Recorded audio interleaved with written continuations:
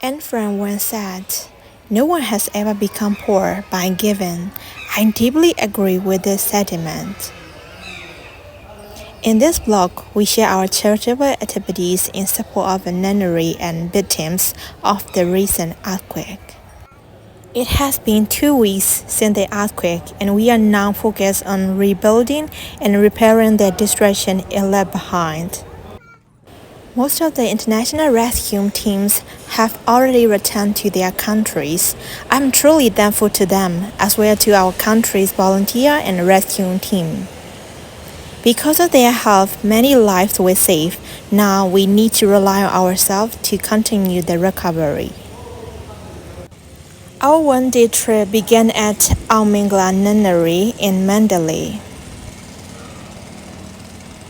Myanmar, Burma has a rich tradition of Buddhist nuns known locally as the Lashin, and there are definitely some fascinating aspects of their lives and roles in society. The Lashin wear pink robes with an orange or brown shawl, unlike monks who wear maroon or saffron. Their hairs are shaped like monks, and they carry ampules for receiving food. The pink color symbolizes modesty and purity in the Burmese Buddhist tradition. Unlike monks, bhikkhu, the Lashin follow 8 or 10 precepts rather than the full 227 rules that govern May monastic. They are technically not fully ordained nuns bhikkhuni because the bhikkhuni lineage died out centuries ago in Theravada countries, though some movements are trying to revive it.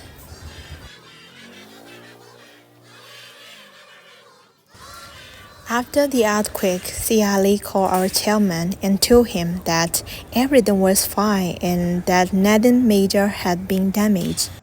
However, when he arrived, he saw that there were large cracks all around the building and it was too dangerous to go inside. Today, when we made our donation, she spoke with teary eyes and said, "It's all my fault. I couldn't afford to use better materials or spend more on this building." She also told us that she felt heartbroken because 2 young nuns had returned to their hometowns out of fear. Even though she had asked them to stay, she said she understood their fear. The Lashin are often revered and respected, especially for their role in education, meditation, and charity work. They often run or help at monastic schools, particularly in rural areas. Despite their respect, they often receive less support and fewer results than monks. As you can see, the historic Old Sagaing Bridge had also been damaged by the earthquake, officially called Inwa Bridge. It spanned the Air River connecting Sagaing and Mandalay region, specifically linking Sagaing and Inwa, Asian Ava. Built during the British colonial era, construction started in 1934 and completed in 1939. It was the first bridge over the Air River and played a major role in transportation between Upper and Lower Myanmar. Sagaing is a city rich in history, culture, and spiritual significance in Myanmar. If you know the history of Sagaing, you will feel as if you love a piece of your heart because historic treasures like these can be found twice in a lifetime. Sagaing was once the capital of an independent kingdom during the 40th century. After the fall of the Bagan Empire, the country split into smaller kingdoms, and Sagaing became the capital of one of them around 3015 to 3064. It was ruled by Shan kings, and the period is known as the Sagaing Kingdom. Located on the western bank of the Air River, opposite Mandalay. Its hilly terrain and river asset made it both defensible and strategically important throughout history. This area was also damaged by the earthquake. At first glance, the buildings may seem fine, but there are huge cracks at the base that frighten the residents. They can't even stay in a single room because the cracks look like a giant, terrifying creature crawling beneath that building. Inside the rooms, there are more visible cracks. The residents invited us in and nervously shared their fears. For now, they are staying in temporary shelters or at the homes of relatives. The water pipelines are also damaged, so residents are facing difficulties accessing both drinking water and water for daily use, including toilets. They mentioned that firefighters provided water in small containers. As for sanitization, some donor built mobile toilets, which are now shared by everyone in the building.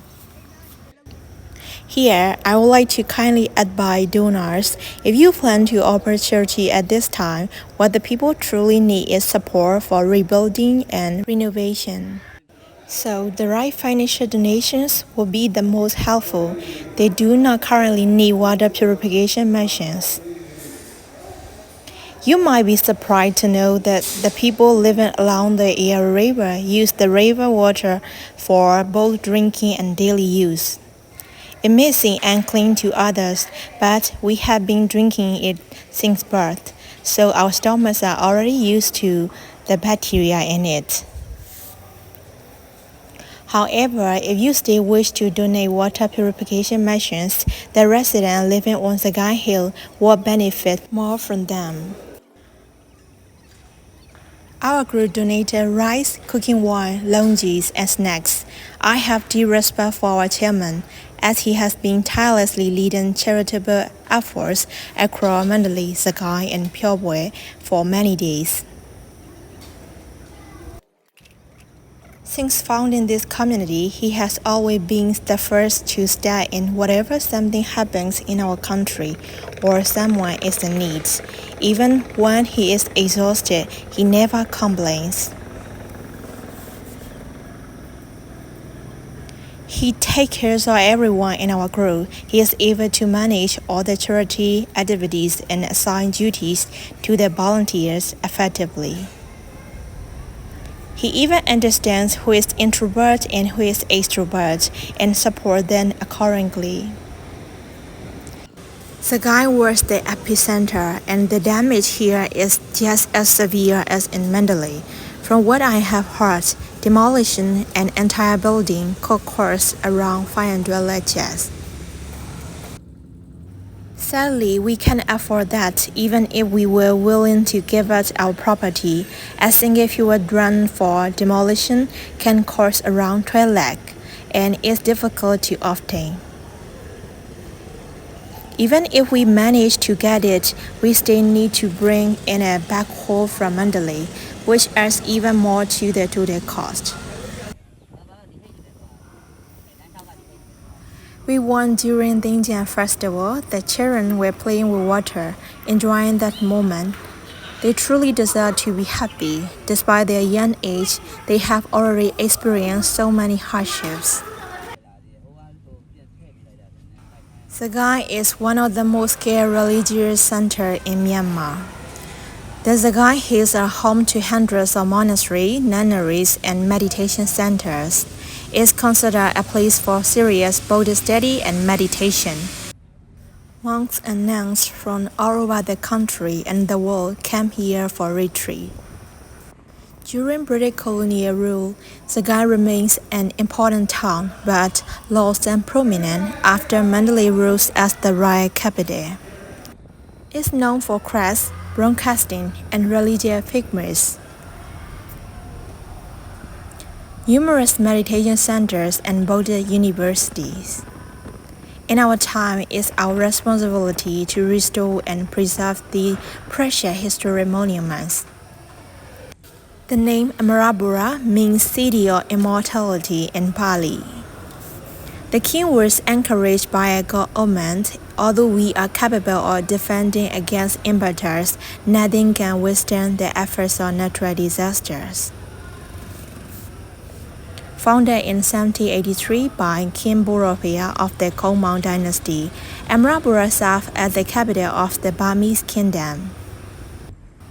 It became a center for Buddhist learning and culture, with many monasteries and the establishment of the first national school of Buddhism. Amarapura became the capital of the Myanmar Kingdom twice. First time in 1783 under King Bodopaya, who made it the right capital. Second time in 1841 under King Tayari, after the capital had been moved to Aba and then brought back. It remains the capital until 1857, when King Mindon established Mandalay as the final royal capital. Alright, let's be kind to one another. I sincerely wish for all the victims to recover from the hardship as soon as possible.